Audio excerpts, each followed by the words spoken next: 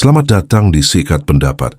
Di sebuah forum lintas keyakinan, satu pertanyaan kembali muncul dan memantik perhatian banyak orang. Abang Weleng, jemaat Kristen yang dikenal dengan pertanyaan-pertanyaannya yang tak biasa, melontarkan kalimat sederhana namun menggelitik logika. Memangnya Yesus menikah? Pertanyaan ini bukan sekadar rasa ingin tahu, tapi menyentuh sisi historis, teologis, dan nalar keimanan. Ustadz Yusuf P.I. hadir bukan untuk menyerang, melainkan mengupas tuntas, pelan, runtut, dan berbasis dalil, agar perbedaan tidak berakhir pada kebisingan, tetapi pada pemahaman. Halo, selamat malam Bang Weleng. Open cam lah, open cam. Saya undang dulu. Malu-malu ente masih open cam gitu ya? Ya, sebentar Pak Ustadz. Ah.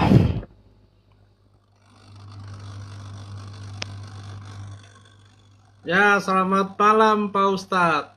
Nah, malam Bang. Nah, ini Bang Weleng ini kadang nanyanya juga aneh dan juga Kristen aneh menurut saya. Kenapa sih ente itu Bang? Heran saya, ya. Ente tahu ajaran Kristen kayak gitu, kenapa sih ente itu nggak berpikir atau mempelajari ilmu agama Islam gitu loh? Heran juga. Ya, bisa-bisa aja Pak Ustadz, tapi pelan-pelan ya. Ya, Seperti pelan-pelan. Mungkin kalau ada yang dipertanyakan kan niatnya naik ini untuk ini ya, bertanya gitu ya. Jangan nanti Justus itu siapa? Waduh, Justus. Bang, ini Bang ya, saya udah beli bukunya tentang masalah Justus gitu ya. Ternyata Justus itu anak Yesus gitu ya. itu fakta yang sebenarnya Pak Ustadz. Tapi di Kolose 4 ayat 11 itu tidak menyatakan seperti itu. Banyak yang sudah aku tanyakan, seperti bertanya kepada Pak Bombom, Mbak Mikana, tapi mereka semua tidak mau mengakui bahwa Justus itu bagian dari silsilah Yesus itu sendiri, Pak Ustadz. Bahkan Pak Bombom mengatakan Justus itu adalah nama lain dari Yesus. Iya, ngaco. Aduh, ngaco Justus itu kalau saya baca literasi dari sini ya, literasinya dari Simca ya teman-teman. Ini bukunya judulnya Keluarga Tuhan gitu ya, Keluarga Tuhan. Yesus Family Tomb, makam keluarga Yesus. Wah, macam-macam. Ya, makam keluarga Yesus berkeluarga di sini. Anak-anaknya siapa aja? Anak-anaknya adalah Justus, Tamar sama siapa Bang? Ada 3 anaknya rupanya Bang. Joseph, son of Chris, Justus, Ya, son of Chris, Joseph, iya betul. Ya. Tamar ya. Ya, Joseph, Justus, Tamar. Maka Yesus sendiri berpoligami. Iya, di sini dikatakan istrinya 2 atau 3, lupa saya. Ya, seperti itu, antara 2 dan 3 Pak Ustadz. Iya, poligami juga Yesus teman-teman rupanya. Kenapa tidak gini ya? Saya kasih tahu dulu kenapa ini tidak tertulis di Bible mereka ya teman-teman. Karena gini, alasannya kenapa tidak tertulis di kitab Kristen. Karena Yesus itu dicari-cari. Kalau keluarganya ketahuan, maka keluarganya juga akan dibunuh gitu ya. Kayak gitu maksudnya. Jadi kalau keluarga Yesus itu ketahuan, takutnya keluarganya juga ikut dibonoh gitu ya. Jadi kayak gitu. Alasannya tidak tertulis di kitab mereka. Loh, di mana saya hujatnya coba? Ini menurut buku Kristen sendiri, Masya Allah. Kau belilah buku ini biar kau baca gitu ya. Penelitinya Yahudi dan Kristen ya. Yahudi dan Kristen peneliti dari buku ini. Dan mereka penelitiannya itu mereka jadikan satu buku. Nah, inilah hasil penelitiannya. Penelitiannya dari makam keluarga Yesus ini, ternyata Yesus berpoligami dan mempunyai 3 anak. Lalu kenapa tidak tercatat di kitab Anda, di Bible Anda? Kalau ketahuan keluarga dari Yesus itu, maka keluarganya pun akan ikut dibunuh katanya. Kayak gitu. Makanya tidak boleh dituliskan di kitab Anda keluarga Yesus itu. Hade. Lu bilang saya hujat, kayak gimana sih? Ah, salah pula kan bang kalau saya tampilin buku ini dianggap Kristen ngehujat saya. Aneh coba. Kenapa Yesus menikah, Pak Ustadz? Karena dia itu seorang laki-laki normal. Dia, Mantap mantap itu bang, betul betul. Betul. dia juga seorang rabi Yahudi. Di mana untuk Sepakat. syarat untuk menjadi rabi yaitu menikah dan Menikah, betul, tahu saya itu. Tahu saya itu syarat jadi rabi itu nikah dulu bang. Ya, tapi bang Weleng, menurut ente, bang Weleng, ente sebagai Kristen gitu ya. Menurut ente, apakah Yesus itu Tuhan atau kagak sih? Kalau Yesus itu menurut saya pribadi dia hanyalah seorang utusan atau nabi. Utusan. Ya, seperti itu Pak Ustadz. Utusan atau nabi bukan Tuhan gitu ya? Tidak seperti itu. Yang tidak seperti yang diceritakan di dalam Bible itu sendiri. Waduh, Bang Weleng udah nggak percaya Bible, teman-teman. Aduh, kayak gimana nih? Bang, nanti bang setelah abang naik dari tempat saya ini ya, nanti abang dikira muslim pula, dituduh muslim. Kayak gimana bang? Pak Ustadz kan tadi bertanya, kenapa saya tidak mempercayai Bible, khususnya perjanjian baru itu sendiri Pak Ustadz? Kenapa coba? Karena Bible itu sendiri, khususnya perjanjian baru, hampir seluruh kitabnya ditulis oleh Rasul Paulus itu sendiri. Di antaranya Kisah Para Rasul, Roma, 1 Korintus, 2 Korintus, Efesus, Filipi, Kolose, 1 Tesalonika, 2 Tesalonika, 1 Timotius, 2 Timotius, Titus, Filemon, Ibrani. Jadi 14 kitab karangan Paulus itu sendiri ada dalam perjanjian baru Pak Ustadz. Terus, betul itu, sepakat saya. Ya, seperti itu Pak Ustadz. Tapi bang, ente sepakat nggak Paulus itu membatalkan hukum Taurat? Banyak ayatnya itu. Di Galatia juga ada.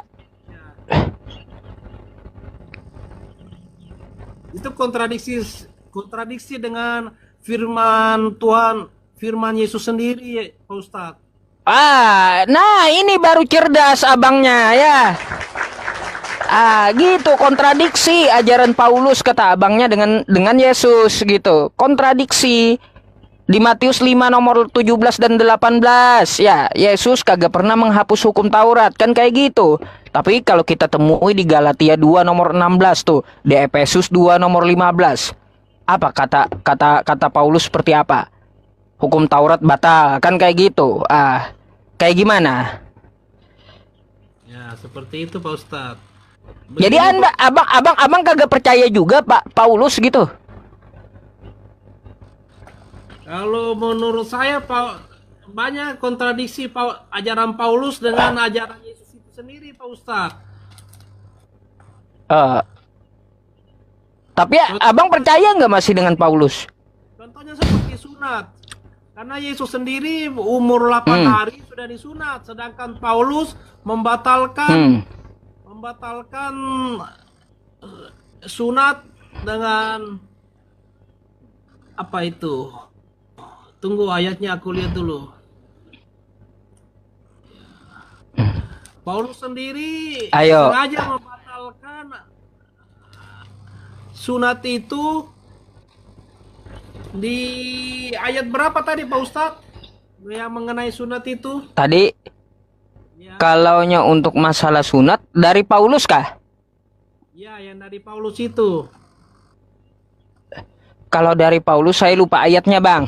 Yesus tidak berguna lagi kalau kamu menyunatkan dirinya, Galatia itu. Ya, itu. Ayatnya. Iya. Barang siapa menyunatkan dirinya kan kayak gitu, maka Kristus tidak berguna lagi untuknya. Ya. Sedangkan Yesus pada umur 8 hari sudah disunat. Itu bagaimana itu? Betul itu. Makanya kontradiksi. Galatia 5 nomor 2 bang. Sesungguhnya aku Paulus berkata kepadamu, jikalau kamu menyunatkan dirimu, Kristus tidak sama sekali akan berguna bagimu. Cie. Macam mana tuh, Bang? Begini Bang, Pak Bang, Ustadz. Bang. Ya. Gimana? Ini aku ada sedikit di luar tema yang abang bawakan ini. Paulus batalkan Taurat. Aku ada pertanyaan lain di luar tema ini. Boleh nggak bang? Kira-kira. Boleh, silakan, silakan. Ya. Silakan. Tunggu ya, aku balikkan kamera aku dulu.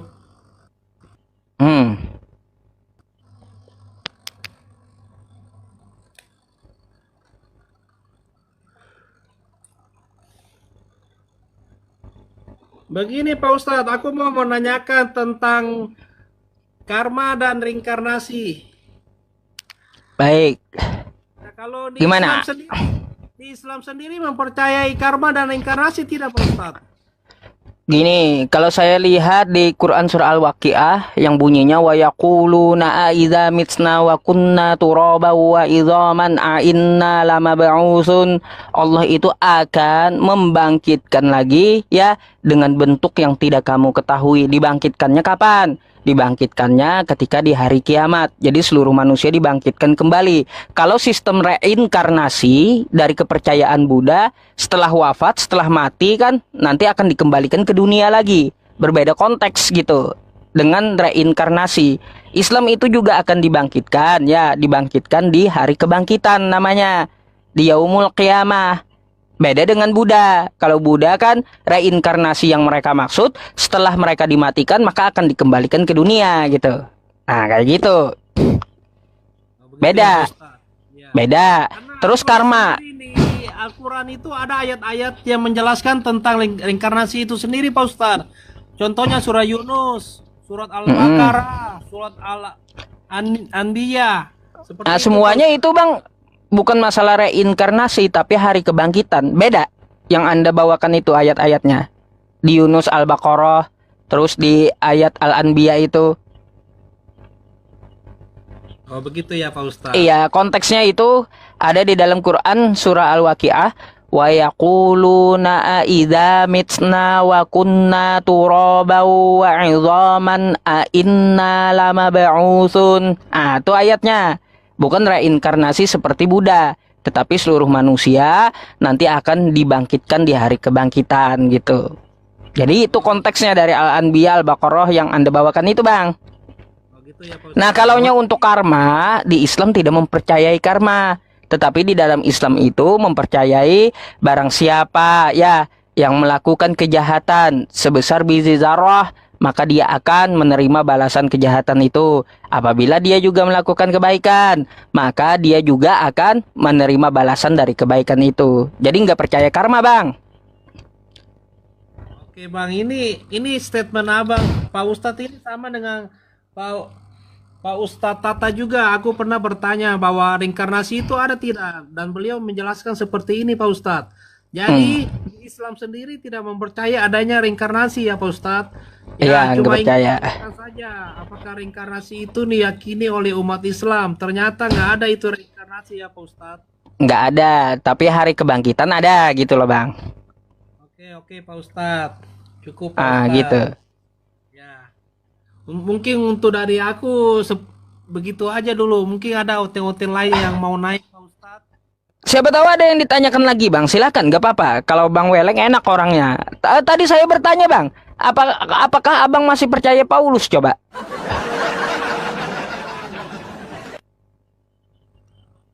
Bagaimana Pak Ustadz? Apakah Abang masih percaya dengan Paulus? Ajaran Paulus itu sendiri banyak kontradiksi dengan ajaran dari Yesus itu sendiri Pak Ustadz. Jadi sulit untuk dipercayai. Oh, sulit untuk dipercayai. Baik.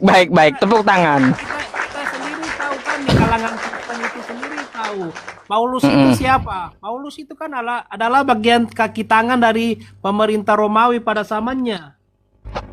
Ya, tahu. Dia kan keturunan dari campuran Ibrani dan Yunani, kan? Ya. Tahu saya orang tua Paulus itu. Tapi Kristen banyak nggak tahu, Bang. Diberikan pemahaman mereka itu. Iya, lebih banyak saya belajarnya. Saya tahu orang tua Paulus. Kristen banyak nggak tahu.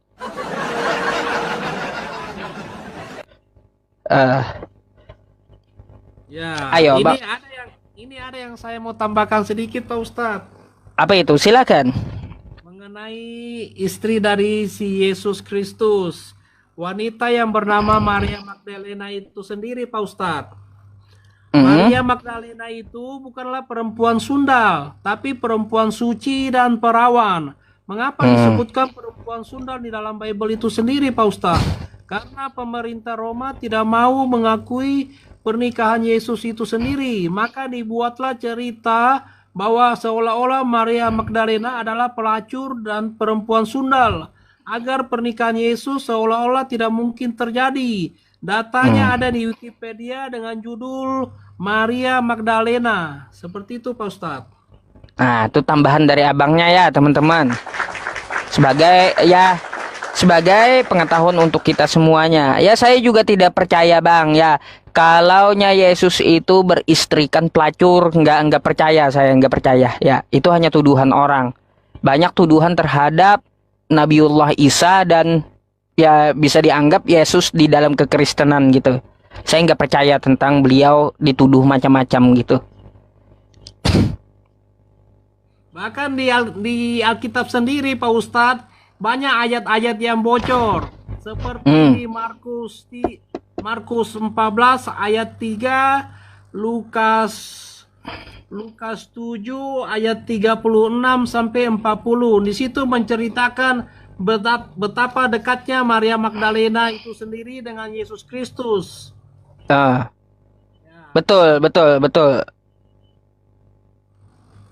Betul. Kalau saya udah baca di sini, Bang, ya tentang Maria Magdalena tuh, ya. Beliau orang yang baik gitu. Keturunannya jelas juga. Bukan seperti yang di kitab Kristen, menuduh seorang pelacur. Waduh. Macam mana, Bang? Ada aja mereka tulis tentang Yesus. Masya Allah, ada aja macam-macam. Para nabi kok dituduh macam-macam gitu loh.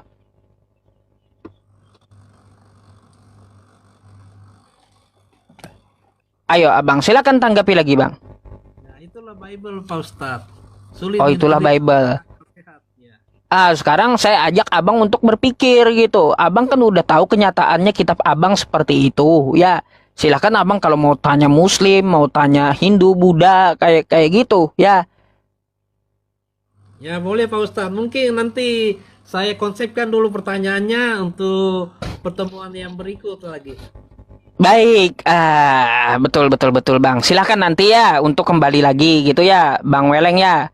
Tapi saya salut sama Bang Weleng, orangnya jujur gitu ya, Kristen yang jujur. Kalau salah katakan salah, nggak percaya lagi Paulus.